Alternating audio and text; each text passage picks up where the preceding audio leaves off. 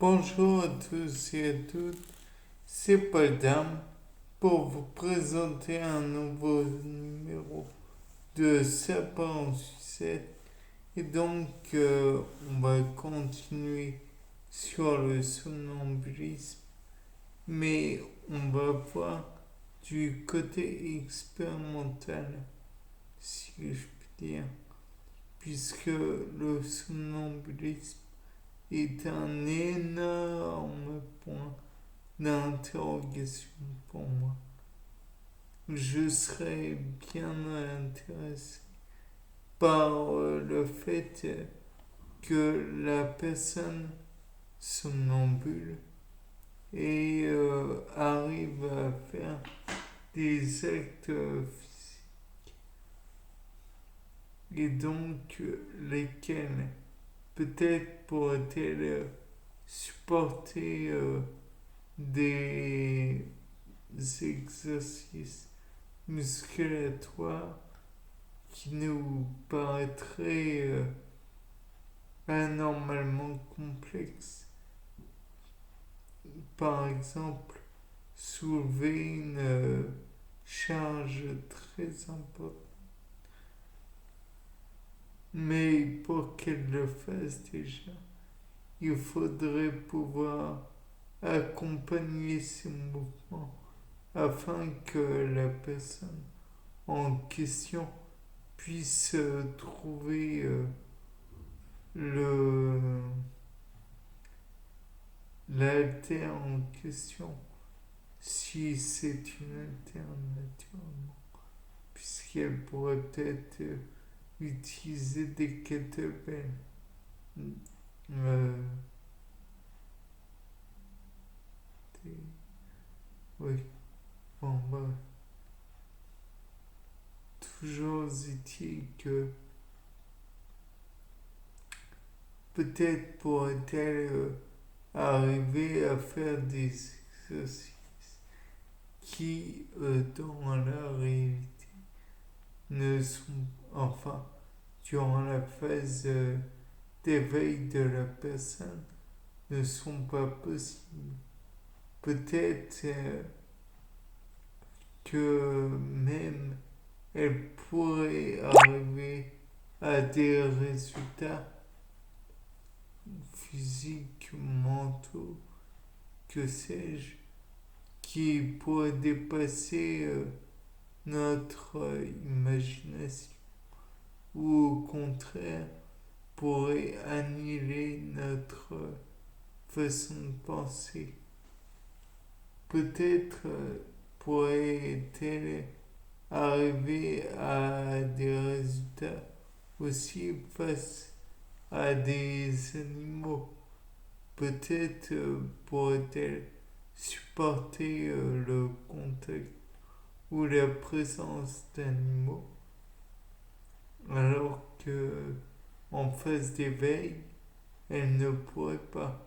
L'hélurophobie, par exemple, qui est la peur des chats, pourrait être peut-être soignée en montrant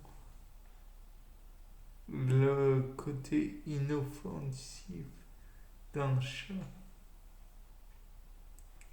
à une personne qui en a habituellement peur. Peut-être, peut-être d'autres sujets. Et maintenant, on pourrait passer à l'idée peut-être que le somnambulisme est génétique dans le sens où les parents peuvent eux-mêmes avoir des gènes qui prédisposent au somnambulisme ou alors et qu'ils le passent que ces gènes soient récessifs ou dominants. On pourrait les passer et avec la filiation, on pourrait les retrouver dans tout un arbre généalogique. Après, s'ils sont dominants et qu'ils n'ont pas été plutôt éliminés par l'évolution, c'est qu'ils apportent sûrement des avantages évolutifs. Et donc la question c'est lesquels. Peut-être que via le somnambulisme, on arrive à faire des choses qui ne sont pas possibles durant la phase d'éveil. Peut-être que durant notre somnambulisme, parce qu'il n'y en a pas non plus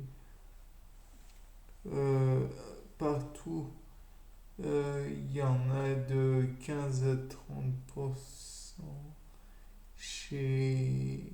Non, je ne saurais plus. Je ne sais plus les proportions.